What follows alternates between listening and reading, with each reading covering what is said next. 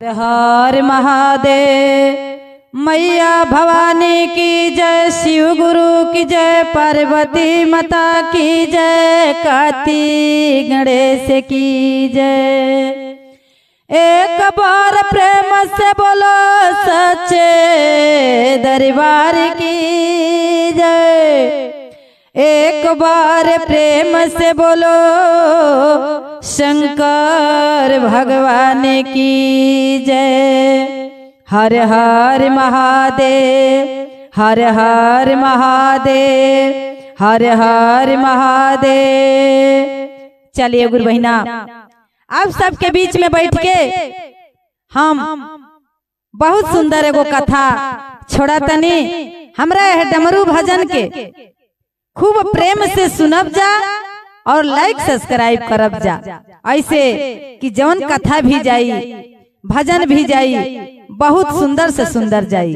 तो देखी इतना सुंदर ये दर्द भरी कथा बा कि एकरा के पूरा प्रेम से सुने के बा, ऐसे कि कथा सुनला से एक गुरु बहिना कष्टमय कट जाला, दुख दूर हो जाला। ऐसे कि कथा होला तवन सही हकीकत के होला। तो देखी यह कथा में यह गुण बा कि एगो साधु बाबा का यानी शंकर भगवान साधु के भेष में आके एगो गरीब इंसान के 3 गो वचन देले रहलन। आ 3 गो वचन में उ तीनों लोग के राज दे देले रहलन कि तीनों लोग के तू मालिक रहबा। ऐसे यह कथा के गुण लास्ट में मिली कि आखिर में काहे शंकर भगवान वो गरीब इंसान के तीनों लोग के मालिक बना देले रहलन। तो चलिए हमनी के कथा के माध्यम से सुनल जा। जे भी गुरु भैया गुरु बहिना हमार कथा सुनत होई, एक बार हमरा यह अनीता यादव के डमरू भजन के पूरा प्रेम से सुन के और लाइक सब्सक्राइब एक बार जरूर करब जा और कमेंट में हर हर महादेव, ऐसे कि महादेव जी के मय गुण बाए में। तो चलिए हमनी के कथा सुने के बाद ए गुरु बहिना कभी भी कथा अधूरा में ना छोड़े के चाहिए। जेंगा आरती बा भजन बा, आदमी भगवान के आरती करता तो शुरू से लास्ट ले गावता। ते ऐसे ही कथा कहानी बा ये भोले बाबा के भजन है, पूरा शुरू से और लास्ट ले सुने के बाद पूरा प्रेम से सुने के बाद। तो देखिए एक गुरु बहिना, एक समय की बात है, एगो गरीब इंसान इतना गरीब रहलन कि भगवान जेकरा के देलन ओकरा के खूब काया फोड़ के देलन, आ जेकरा के ना देलन ओकरा के बन बन के भिखारी बना देलन। ते गुरु बहिना भगवानो परीक्षा लेलन कि देखा तनी कि वो गरीब इंसान बा तो कितना भगवान भोलेनाथ के भजन में वो मस्त बा। तो देखी वो गरीब इंसान बल्कि रहलन है गुरु बहिना, लेकिन भगवान कहेलन कि दुनिया से तू हार गईला लेकिन हमसे कबो ना हारब। दुनिया से अपन दुख कह के हार जाइब लेकिन हमसे कबो अपन दुख कह के ना हारब। सब कुछ देवे वाला तो हम बनी, भोला जी के यह वचन बा। तो देखी वो गरीब इंसान के घर में कुछ ना रहे, एगो टूटही पलानी रहे, वही में परिवार या लइका रहे। बेचारा ठेला चलावत रहलन ए गुरु बहिना लेके आ ठेला गइलन। बेचारा 1 दिन बीतल, 2 दिन बीतल, 3 दिन बीतल, एको सवारी ना मिले। एक दिन बड़ा मन मार के आ बैठा रहलन, कहलन कि एको सवारी नहीं खे हो। 2 दिन 3 दिन हो गई, एको सवारी नहीं खे। घर में परिवार लइका खैला बिना मरत होई, कैसे होई? हम जी के का करब कि हमार परिवार लइका खैला बिना मरत होई। गुरु बहिना केहू के बाप महतारी बा अपना बारे में ना, लेकिन अपना बेटा बेटी के बारे में जरूर सोचता। तो देखी अपना बेटा बेटी के बारे में जरूर सोचता। बेचारा कहलन कि कैसे घरे जाई, कैसे परिवार होई, बड़ा टेंशन में रहलन। एक गुरु बहिना ठेला लेके तो देखिए जब इतना बात सोचे लगलन तो देखी कोई जे समय ना बीतल, शंकर भगवान साधु के भेष में आके आ खड़ा हो गईलन। आ जब खड़ा हो गईलन तो बेचारा जब ठेला वाला जब देखलन खुश हो गईलन। कहलन कि जायदा एगो सवारी तो हमार तैयार हो गई। एक गुरु बहिना बड़ा खुश होके बेचारा ठेला ले गईलन। कहलन कि ए बाबा हे पर बैठ जाई, ऐसे कि रौरा जहां कहब तहां हम रौरा के ले जाके आ छोड़ दे। महादेव जी कहलन कि ये बेटा ठीक बा, हमके बैठा तो लेब ठेला पर, लेकिन हमरा लगे एको रुपया नइखे कि हम तहके दे। वाह, बेचारा इतना नर्वस हो गलन। कहलन कि ओ एगो सवारियों मिलल ह तो जमा पर पानी पड़ गई, कैसे हमार लइका परिवार घर में खाई या कैसे जी ही। एगो सवारियों मिलल तो जमा पर पानी फिर गई। इहो एको रुपया एजो से मिले वाला नहीं खे, तो एजो से मिले वाला 1 रुपया नहीं खे। एक गुरु बहिना लेकिन कहले बना साधु बाबा कि ठीक बा, हमरा लगे 1 रुपया नहीं खे, तू सोच ली कि हमके ले चलबा कि ना ले चलबा। एक गुरु बहिना उ ठेला वाला कहतरन कि ठीक बा, अब बैठा ले बानी ते बाबा उतारब त नहीं है, रौरा बैठी जहां कहब तहां हम ले जाके आ रौरा के छोड़ दे। जहां रौरा कहब तहां ले जाके हम रौरा के आ छोड़ दे। बैठा लिहलन एक गुरु बहिना, आ बैठा के इतना दिमाग वो बेचारा के टेंशन में रहे, इतना टेंशन में रहे कि लइका परिवार हमार कैसे घरे होई, का खात होई, के गनी होई। हमार 3 दिन अइले हो गए। बाहरे भोले बाबा आदमी कहेला है गुरु बहिना कि ना जाने किस भेष में आकर नारायण मिल जाएंगे। भगवान कौना भेष में आके आ मिल जाई हैं, आ कौना भेष में आके आ गरीब से अमीर बना दी हैं, ई केहू जानत नहीं खे। त कहे के बा गुरु बहिना कि बेचारा कहलन कि ए बाबा इतना हमरा टेंशन बा, इतना टेंशन बा कि लागत कि हमरा दिमाग के नोस फाट जाई, इतना हमरा टेंशन बा। एगो रौरा कहानी कही कि कम से कम हई रास्ता कोटो, बहुत हम टेंशन में बानी। भोले बाबा कहलन कि कहानी सुनावे खातिर एगो कहानी सुनाई ते 1 रुपया ले। एक गुरु बहिना उ ठेला वाला के लगे 3 गो रुपया रहे, 3 रुपया के 1 रुपया के 3 गो सिक्का रहे। उहे बस अपना धोती में बांध के आ रखले रहलन। कहलन कि ठीक बा बाबा, आता एगो कहानी सुनाई 1 रुपया देबा। तब ऐसे कि कहानी ए तरह छूछे ना सुने के चाहिए। भगवान भोलेनाथ के कहानी 1 रुपया दो तब सुन। कहलन कि ठीक बा बाबा सुनाई, हम रौरा के दे। उस शंकर भगवान कहलन कि देखा बाबू, कहीं भी रही हा, कहीं रन में वन में कहीं भी रही हा, अगर जो 10 आदमी कोनो बात के कह दी कि हई काम करे के बा, तो कहीं भी रहे के चाहिए 10 आदमी के बात माने के चाहिए। कहलन कि चल ले आवा 1 रुपया दो। वो कहलन ठेला वाला गरीब इंसान है गुरु बहिना, ये बाबा कहानी तो कहानी लेकिन मन अभी ना भरल।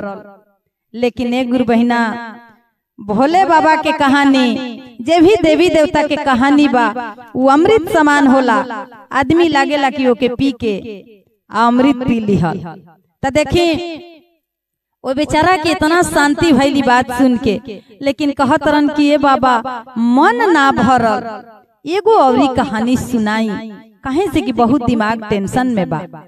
कहलन कि ठीक बा, 1 रुपया के औरी तैयारी कल। कहलन कि ठीक बा बाबा सुनाई हम दे। ते गुरु बहिना इहे जवन कुंभ के नहान लागल बा, यही कुंभ के नहान के कहलन शंकर भगवान कि कुंभ के नहान में गंगा जी में नति नहई है, ऐसे कि गंगा जी में इतना पापी धर्मी नीच माने चोर बदमाश सभी जाला नहाए। त गंगा जी उतना दिनों में ना रही हैं, वो कहीं जाके किनारे लाग रही हैं।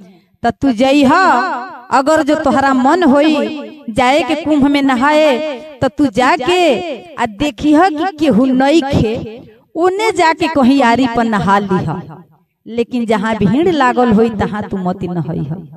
ऐसे कि वही दिन गंगा मैया ओइजा ना भेटई हैं, कहीं आरारे पर जाके आरिये लागल हुई हैं, ओइजे तू जाके स्नान करिह।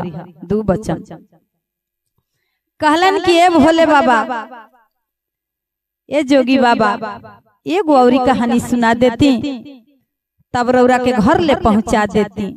काहे से कि रौरा कहानी सुन के बहुत हमरा सुंदर लगता कि कोनो देवी देवता से हमरा बात होता है। भोले बाबा इहे उनकर आवाज निकले। भोले बाबा के बेचारा भक्त रहबे कैलन, कितनो कष्ट में रहस, लेकिन भोले बाबा के भजन गावत बजावस, पूजा पाठ मैं करस। 3रा वचन में शंकर भगवान कहलन कि बेटा कबो अपना मन के बात नारी से ना बतावे के चाहिए। कितनो कष्ट होखे, चाहे सुख होखे चाहे दुख होखे, अपना मन के बात नारी से ना बतावे के चाहिए। चला 1 रुपया और ले आके दा। गरीब इंसान है गुरु बहिना, 3 रुपया दे दिहलन साधु बाबा के। आज जब 3 रुपया दे दिहलन तो शंकर भगवान यह कहलन कि जा, यह 3 गो रुपया से तू 3 लोग के मालिक रहबा। कौनो नगर में जइबा तो तोहरा कौनो कष्ट ना होई। 3 गो रुपया तू हमरा के दिहला, लेकिन हमरा खाती ना, तू अपना खाती 3 लोग के राजा रहबा। वरदान दिहलन शंकर भगवान, 3 वचन दिहलन। ए गुरु बहिना देखी बेचारा ओइजा से चल दिहलन। टेंशन में दिमाग रहे कि घरे जाई, लोग 1 रुपया नहीं खे, परिवार लइका कैसे होई, का खाई, कैसे हम जाके छूछे अपना परिवार लइकन के सामने बैठब। ते गुरु बहिना बेचारा जब जाता रन त रास्ता में एगो पागल भिक्षा मांगत उ पागल रहली कि केहू देवी देवता रहे। अब तो भगवान के रूप में बेचारी एगो पागल रास्ता में गिर के मर गई रहली। आ पूरा ज्यादा इतना सोना चांदी पैसा रुपया वही में पूरा एगो मोटरी रहे। आ गिर के बेचारी मर गई रहली। सब देखे लेकिन केहू ना उठावे। लेकिन ए गुरु बहिना गरीब के दुनिया सतावे वाला बा। अमीर के सामने केहू कोनो बात ना कह सकेला, लेकिन गरीब के सतावे वाला दुनिया बा। उ बेचारा सब ओइजा भरले रहे, लेकिन केहू के केहू ना कहे। लेकिन जब वो बेचारा ठेला लेके चलन तो सब पकड़ के आ कहे के रुका है जा, हे पगली के उठा के ठेला पर ला दिला, आले जाके गंगा जी में एके उलाटी आवा। कहलन कि देखी जा, हम आपके हाथ जोड़तानी, पैर पड़तानी, हमके घरे जाए दीजा। हमार लइका बा, परिवार बा, खैला बिना मरता, हमके टाइम नहीं खे कि हम जाए। ए गुरु बहिना गरीब के दुनिया सतावे वाला बा। अमीर के सामने केहू ना जा सकेला, लेकिन गरीब के दुनिया सतावे वाला बा। कहल लो कि ना लेके जाइबा तो मार के हाथ गोड़ तूर देव जा। वाह। ए गुरु बहिना बेचारा जब कुछ दूर गइलन तो उनकरा शंकर भगवान वाली बतिया मन पड़ गई। कहलन कि ओ जोगी बाबा हमके वरदान दिहलन कि 10 आदमी कोनो काम के कहे तो बात के मना ना करे के चाहिए, वो बात के माने के चाहिए। बेचारा लौट के आके आओ बेचारी के गोदी में उठा के अपना ठेला पर लेके अल्लाह दिलहलन तो देखा तरन की पूरा बड़ मोटरी वही जबा उ मोटरियो उठा के भी देखत नहीं खन वही पर लाद ले बनन। जाना तरन की कपड़ा लाता होई पागल औरत के एक गुरु बहिना लेके बेचारा चल दिले बना। लेकिन भगवान भोलेनाथ के महिमा ई कहलन कि कैसे खाली हाथे घरे जेबा, जब तक के कहले बनी 3 वचन देले बनी कि तीनों लोक के मालिक रहबा। तो देवी देवता के वरदान एगो वरदान होला ए गुरु बहिना, कौना भेष में आके भोले बाबा चाहे जे भी देवी देवता बा वरदान दे दी ओके हमनी के जाने के नहीं खे। तो देखें बेचारा जब लेके गइलन यही कुंभ के स्नान लगा रहे, कहलन कि लोग तो हो जा नहाता, हम ले चनीन करके शमशान घाट पर जहाँ लोग जरावता ओइजा ले जाके तब हम इनकर के गंगा जी में दहवा के चली आई। एक गुरु बहिना इत मैं भोले बाबा के देन रहे, मैं वहाँ के महिमा रहे, मैं यहाँ के करावत रहनी। तो एक गुरु बहिना जब लेके लाश के गइलन जब उतारा तरन त गहना के मोटरी ओइजे गिर गई। जब खोल के देखा तरन कि ओमे सोना चांदी सब कुछ भरल बा। एक गुरु बहिना उ बेचारा सीधा इंसान रहलन, अंदर कोनो लालच ना रहे।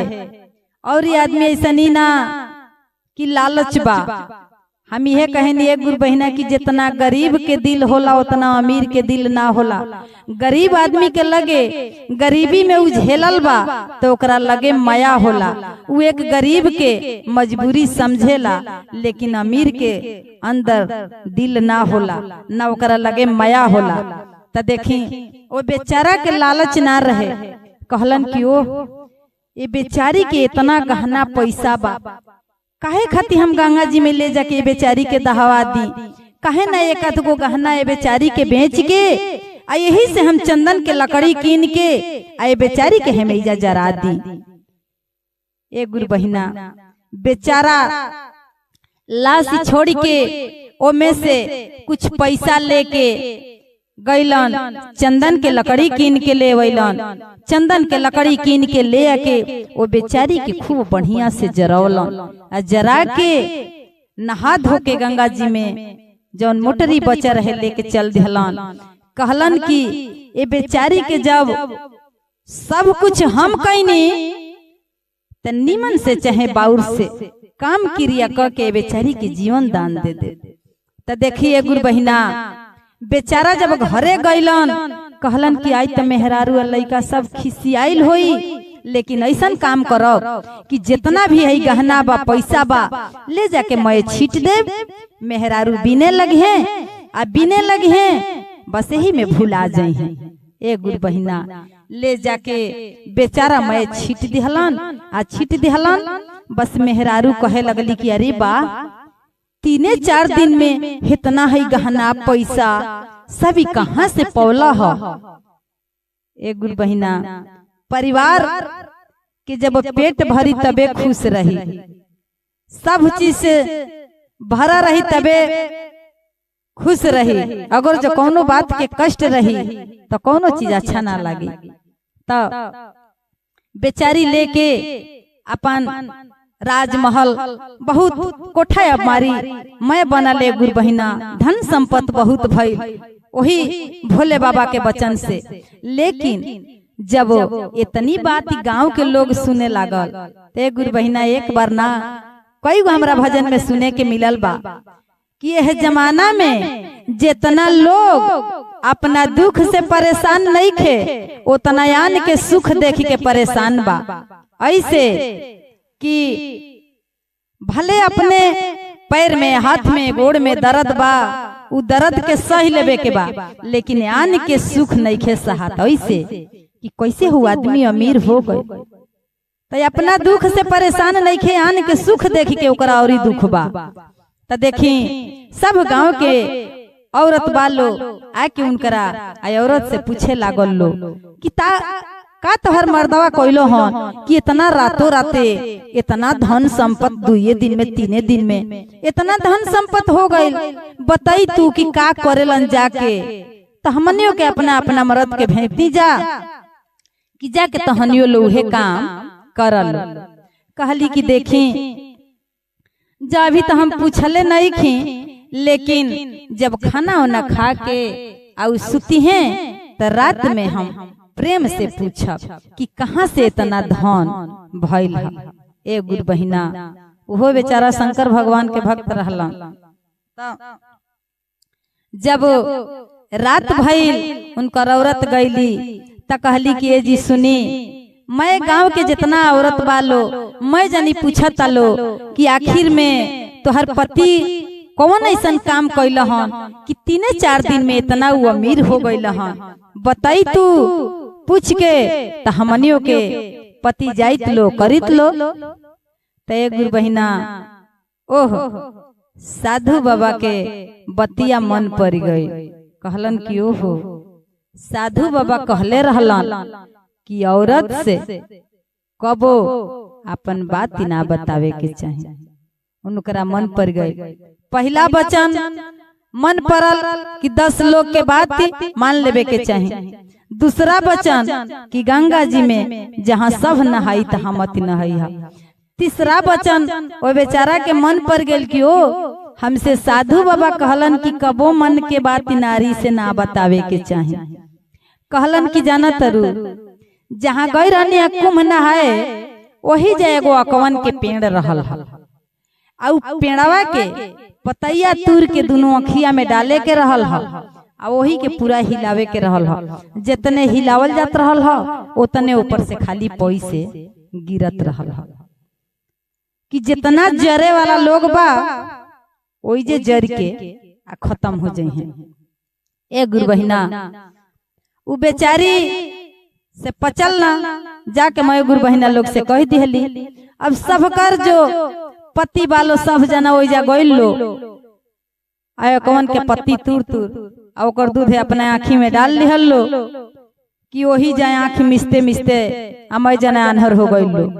एगो वही गांव के कान रहे, उ बेचारा कहलस कि रहा हम अपना फूटल अखिया अखिया में पहले डाल के ट्राई करतनी कि फूटे कही तो इहे तो अखिया फूटी। उ बेचारा बच गई गुरु बहिना। तो देखी तीसरा वचन ई गुरुजी दिहनी, कभी भी आन के धन देख के परेशान ना होके के चाहिए कि काहे उनकर कोठा बन गई, अटारी बन गई, धन संपत्ति हो गई। कभी भी आन के देख के परेशान ना होके के चाहिए गुरु बहिना। मेहनत करे के चाहिए कि उतना मेहनत हम करी कि हमरो के घर द्वार सब कुछ मिलो, ऐसे कि बैठल ना मिलिए गुरु बहिना। बिना मेहनत के कबो फल मिले के नहीं खे। तो देखी उ बेचारा सीधा इंसान रहलन, ओ तरह मेहनत कैले रहलन कि बेरा बेचारा दर दर के ठोकर खैले रहलन, रिक्शा चलौरे रहलन, तब उतना मिला रहे। ए गुरु बहिना आजकल के जमाना ई हो गइल बा कि अगर जो केहू के बेटा बेटी के नौकरी लग जाता तो लोग को ई नहीं सोचत कि हमहू अपना बेटा बेटी के उतना पढ़ाई ओ लायक करी। ई कबो नहीं आदमी सोचत। ई सोचता कि काहे ना उनके जान से मार दी, कैसे उ पैसा कमाई है, कैसे उ हमारा गांव में रह के इतना अमीर रही है। कितना गलत लोगन के सोच हो गइल बा। लेकिन ई नहीं सोच कि उनकर लड़का पढ़ लिख के नौकरी पा गलन तो हमहू अपना लड़का के प्रेम से पढ़ाई लिखाई उतना आगे बढ़ाई कि हमहू आगे बढ़ी ना। न आगे लोग बढ़ता आ न केहू के बढ़ल देखता। ते गुरु बहिना लालच बुरी बलाए, कभी भी लालच ना करे के चाहिए। मेहनत से सब कुछ मिले के बा, बेमेहनत के कुछ मिले के नहीं थे। तो देखिए गुरु बहिना यह कुंभ के मेला में कितना लोग गरीब से गरीब अमीर हो जाई, अमीर से अमीर जैसन जे करी, ऐसे कि यही गंगा जी के स्नान करे लोग जाता तो एक से एक पापी, एक से एक धर्मी, नीमन से नीमन, बाउर से बाउर वही जे गंगा जी में जाके नहाता। देखी वो बेचारा गरीब आदमी गंगा जी में गईलन तो देखी उनकर भाग चकचका गई कि बेरा गरीब से अमीर बन गईलन। तो हमनी के यह कहे के बा कि हे गंगा मैया, हे शंकर भगवान, जेगा वो बेचारा के जीवन पार लगौनी, जेगा वहाँ के कष्ट दूर कईनी, हे भोले बाबा, जे भी हमार भजन सुने, जे भी गावे, जे भी देखे, सबका खाती हम आशीर्वाद मांगेनी आपसे कि सब हमार जे भी गुरु भैया गुरु बहिना बा सबका पर वैसे ही दया बरसाई। हे भोले बाबा, दुख काटब, कष्ट काटब, यह हमनी की ओर से प्रार्थना बा। तो एक बार प्रेम से बोलो सच्चे दरबार की जय। हर हर महादेव।